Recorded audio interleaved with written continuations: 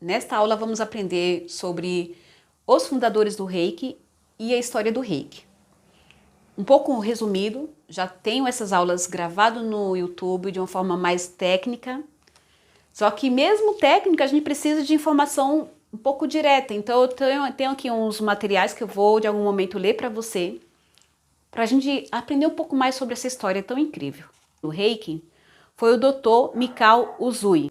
Nasceu dia 15 de agosto de 1865, era de uma família cristã, ele tinha condições de estudar e ele era de uma família católica, cristã católica.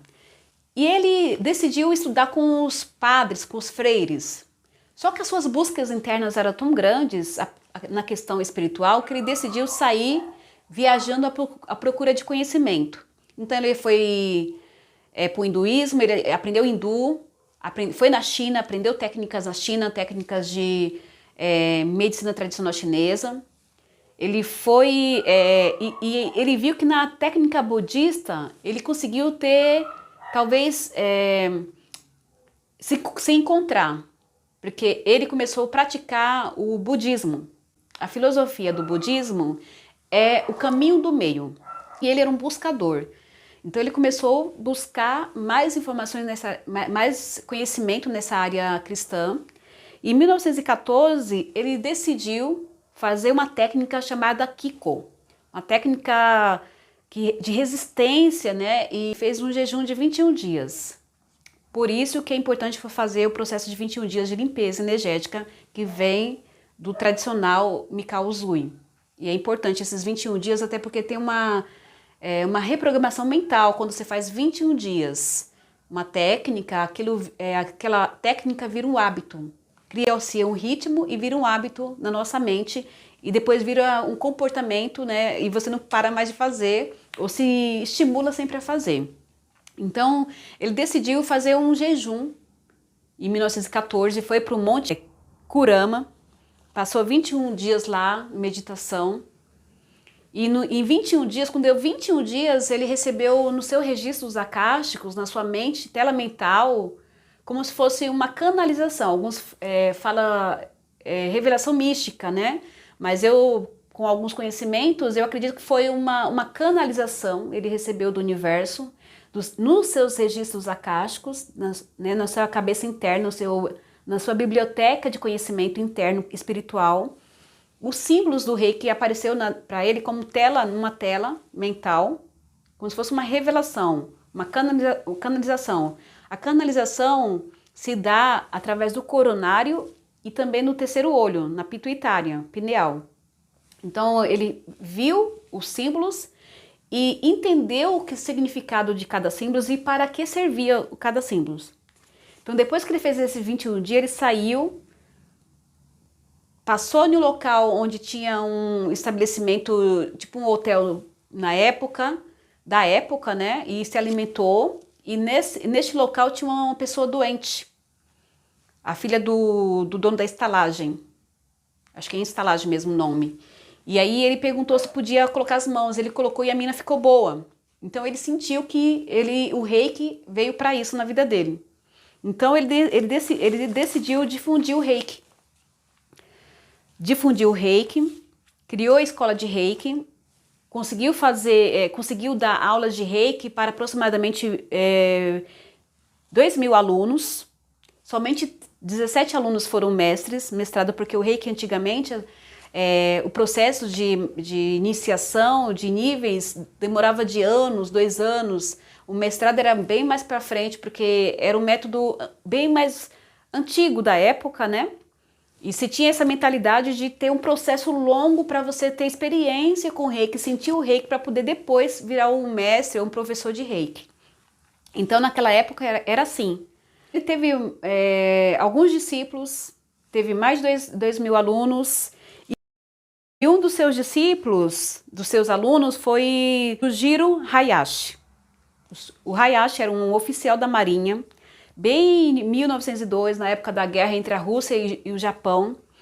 E o Hayashi conheceu o Reiki, se tornou mestre Reiki, também ele era doutor na área da marinha, engenharia, e ele se formou.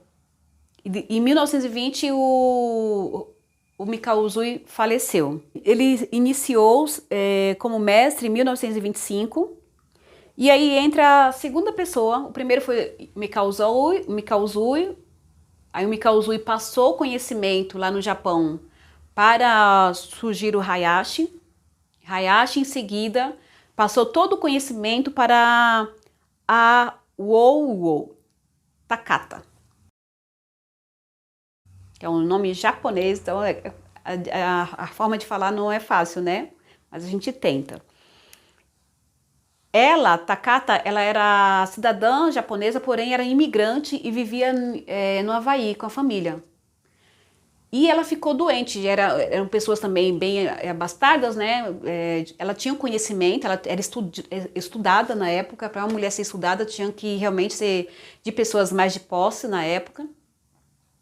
E ela estava doente, adoeceu. Não se fala sobre o que, de fato, qual era a doença dela. Então, ela soube do reiki e resolveu aplicar reiki, recebeu o reiki.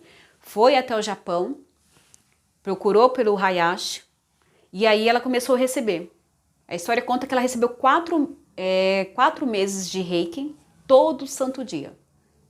Recebeu 4 meses de reiki todos os dias e ficou sarada. Transmutou aquela doença que ela tinha e ficou curada. Então ela voltou para o Havaí, ficou tão maravilhada que ela difundiu o reiki. Começou, fez suas práticas e 1 ano depois ela começou a iniciar vários alunos, depois recebeu o nível 2, depois foi mestre. A Takata difundiu no Ocidente. E o alemão Frank Arjava Peter, ele veio para o Brasil em 1988 e difundiu toda a história, toda a cultura do reiki, tudo que ele aprendeu no reiki. E a história conta que ele foi até o Japão, o Frank foi até o Japão, estudar um pouco sobre o conhecimento reiki. E lá ele conheceu uma pessoa que conseguiu passar algumas informações do reiki para ele, a senhora Yamaguchi. A senhora Yamaguchi, lá no Japão, passou tudo que ela sabia, ela também era reikiana, mestre, passou tudo que ela sabia, todo o conhecimento para o Frank Arjava. E o Frank trouxe para o Brasil em 1988, se eu não me engano, no Rio de Janeiro que começou. E desde então veio outros sistemas, mas o tradicional é esse que nós conhecemos, tá? Outro também que é um dos meus mestres, que eu sou iniciada pelo Gabriel Reis Stein,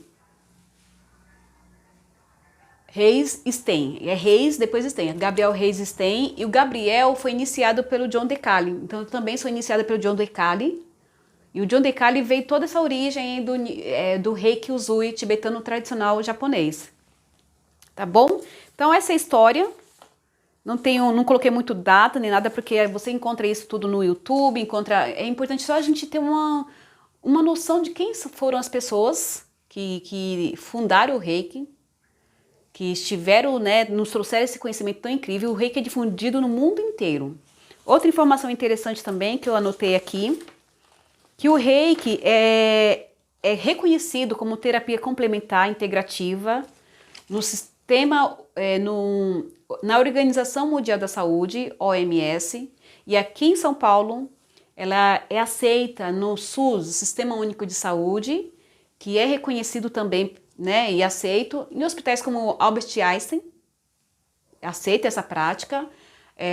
Nos postos de saúde, se você entrar lá e precisar, eles indicam essa prática. Em 2017, que foi realmente aceito como uma profissão.